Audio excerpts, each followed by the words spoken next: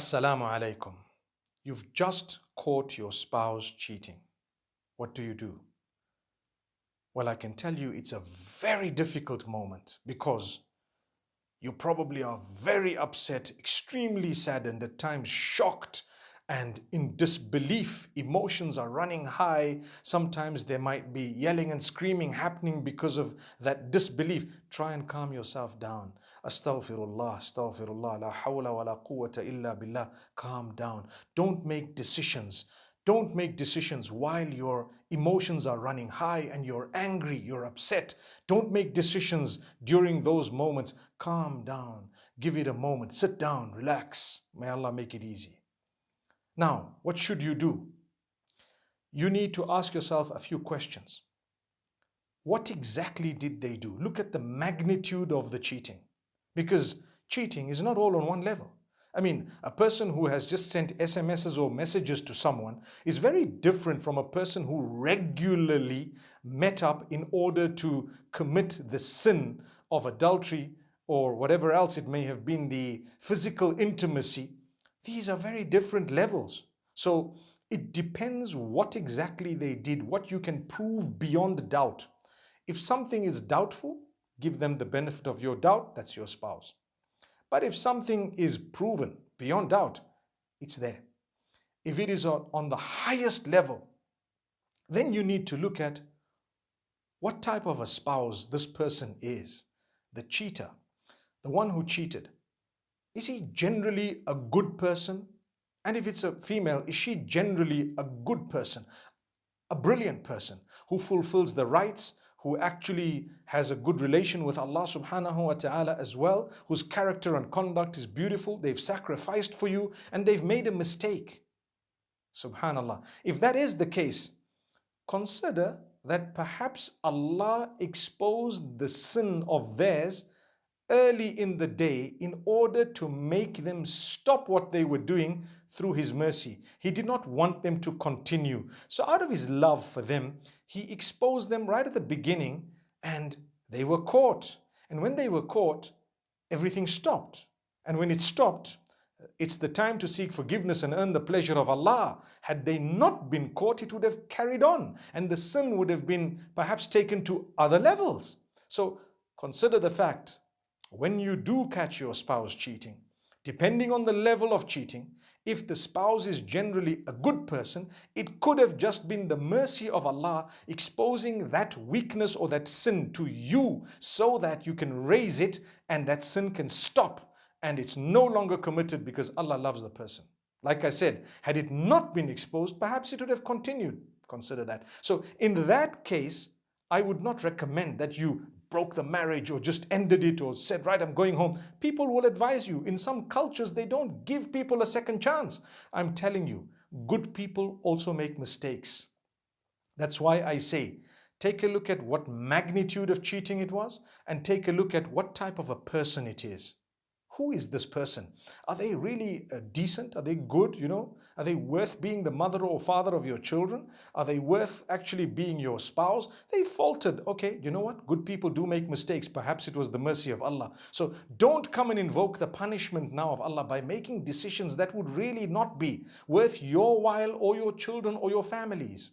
You might regret that decision. Some friends are such that when they hear about a little bit of cheating, perhaps, like I said, there are different levels. They'll tell you, that's it, end it, go home, you'll find someone else, you are worth much more than this, you can't allow this to happen, and so on. And little do they know that a year or two down the line, that spouse would be happily married to someone else and you're busy sitting here licking your wounds because someone gave you wrong advice. So I'm here to tell you, think before you make decisions. I'm not belittling the fact that cheating is unacceptable completely. Like I said, emotions will run high. You're a human. And sometimes we do some silly things when we catch our own, friends or anyone, family members doing something bad. What about a spouse cheating? May Allah forgive us. May Allah strengthen us and grant us the ability to fulfill whatever we want in a halal way. Ameen. So my brothers and sisters, remember, when you're making a decision, consider all of these factors. Now, if they had a habit, and if this thing went right to the end and it was proven beyond doubt, and the person involved is a spouse who doesn't fulfill their rights, no character, conduct, the level of it is extremely low, they're abusive, they're emotionally draining, and really they're not a pleasure to live with at all, then perhaps it's a sign from Allah to say, you know what, walk out. That's what it should be. Walk out. And as for the cheater, my beloved brother or sister, don't ever blame your spouse for your wrong actions.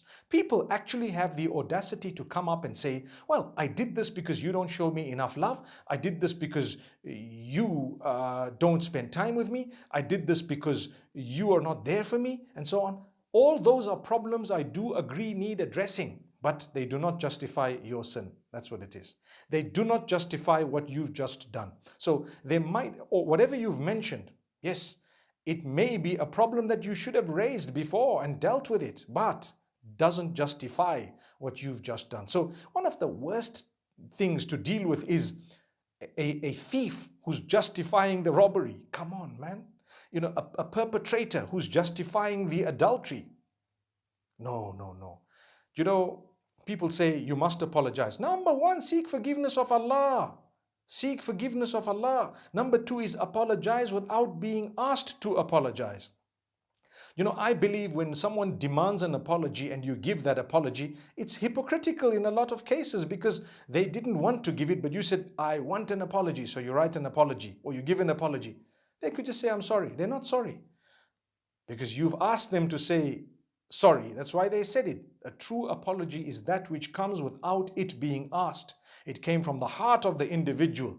If they're remorseful, if they're apologizing, if they're good, if the sin they've committed is on a level that is forgivable, subhanallah rabbil alameen. You know what? I know of people who've forgiven and their relationships thereafter have become much stronger, not just among them, but even with Allah subhanahu wa ta'ala. And this is why it's important for family members, extended family members. If your child had a cheating spouse and they want to get back to that cheating spouse after they have made amends and reconciled, please support them. Support them. Good people also make mistakes at times. Good people also make mistakes at times. Obviously, I've addressed it well. I've actually said it all depends on the person as well as the magnitude of the sin. And it also depends on whom that sin was committed with. Sometimes it's too close for comfort. Sometimes it's unforgivable, man. How could you do this with someone who's so close? So it depends. Now, in the eyes of Allah, there is no sin that is unforgivable. Even shirk, if you seek forgiveness of it while you're alive, you're forgiven. That's clear. But you need to know something. Human beings are not Allah. They won't forgive you that easily. It takes time to rebuild a relationship, to build the trust. It would take ages. Sometimes it may never be the same again. You have to work on that. You have to prove yourself.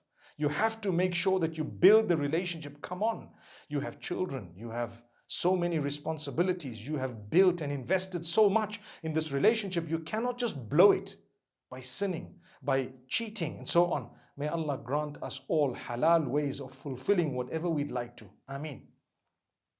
So my brothers and sisters, these are golden words of advice.